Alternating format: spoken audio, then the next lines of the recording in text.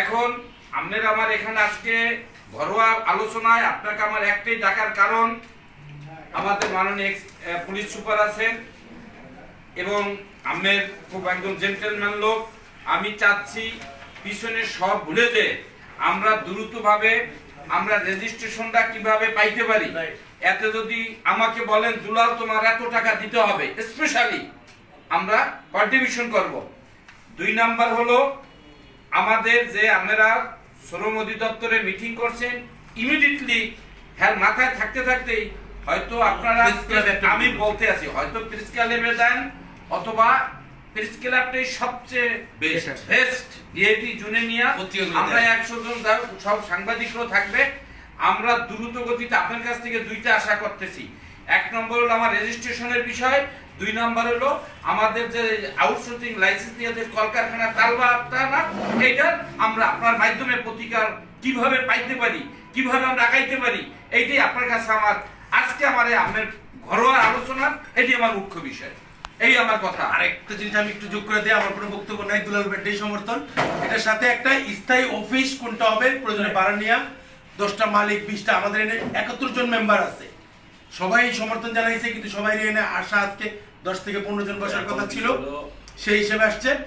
স্থায়ী একটা অফিস কিভাবে সিদ্ধান্ত নেওয়া যায়, কার মাধ্যমে কার নেতৃত্বে বাস্তবায়ন হবে, ওগুলা নির্ধারণ, রেজিস্ট্রেশনটা কার মাধ্যমে একজনের দায়িত্ব দিয়ে দিলে আপনি এগুলো সব রেডি করেন। আমি রেজিস্ট্রেশন যাই কেন, এই যে ভদ্রলোক আছেন আমাদের বড় ভাই, সিনিয়র আমাদের বড় ভাই, আমরা এলাম 83 এসএসসি, আর সে আমাদের হলো অনেক পুরানো। হ্যাঁ, আমি চাচ্ছি সে একজন পুলিশ অফিসার, সে ট্যালেন্ট, বিশেষ ক্যাডার, সে যথেষ্ট বুদ্ধিমান, অবসর গেছে, তার যথেষ্টই আছে, যে কোনো জায়গায় যাবে দেখা গেল তার একটা যেটা আমাদের দ্বারা হবে না তার দ্বারা হবে। আমাকে নেবে মাসেলম্যান হিসাবে, দোলা সাহেব আসুন আমরা 50 জন 100 জন আসেন, ঘেরাই করেন। কি বড় ভাই কথা ঠিক না ঠিক? হ্যাঁ, কারণ আমাদের মাথা হলো গরম। আমি মাদকদ্রব্য নিয়ন্ত্রণ একটু প্রতিমধ্যে কথা বলি, এই তুমি কাগজগুলো বাইর করে। মাদকদ্রব্য নিয়ন্ত্রণ অধিদপ্তর টেন্ডার দিতে গেছি, সেখানে আমার টেন্ডার ড্রপ করতে দেয়নি। হ্যাঁ, এটা মধ্যে নাই, ওই বাইর করে দিয়ে দাও। এই আমাকে টেন্ডার ড্রপ করতে দেয় নাই। আমি এইভাবে ডিজিট কলার দপ্তরে গেছি, যে ব্যাপারটা তোর বাড়িও বরিশাল, আমার বাড়িও বরিশাল, তুই এখান থেকে যদি তোমার চাকরি থাকবে না, তুমি বাইরে দাও, তোমার ঠ্যাং গুড়ি গুড়ি করে হবে, এরকম বাঘের বাচ্চার মতো কথা বলতে হবে। সেই কাজ একটা কোম্পানি দিছে, আমরা কোনোদিন সেই কোম্পানির নাম শুনেন নাই, কেডিএস এবং কেডিএস সেই কোম্পানির আবার আমাদের শুক্রবার দিন বৃহস্পতি বিকালে আমার কাছে আর্জেন্ট চিঠি আসছে যে আপনারা শুক্রবার দিন 9টায় হাজির হবেন। 25টা কোম্পানি আবার 8 ঘন্টার মধ্যে আবার কাছে স্থগিত, কারণ আমি অথচ কাজের যে মন্ত্রণালয় থেকে ডিসিশন দিয়ে দিছে সেই কপি আমার কাছে চলে আসছে। কোন দেশে বসবাস?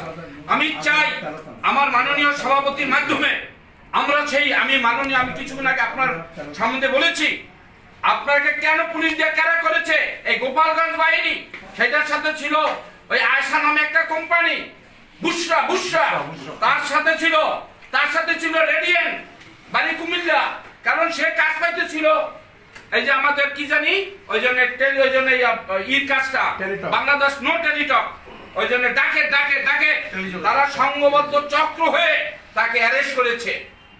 আর কিছু না, যদি আমাদের এই প্রেসিডেন্ট সাহেব যদি ওপেন থাকে তাহলে তার কাজও দিতে হয়, নাহলে যেরকম আল্লাহ রাফা কাজ করে ধরা খাইছে তাহলে ধরাও খেতে হয়। এই জন্য তাকে অ্যারেস্ট করা হয়েছিল।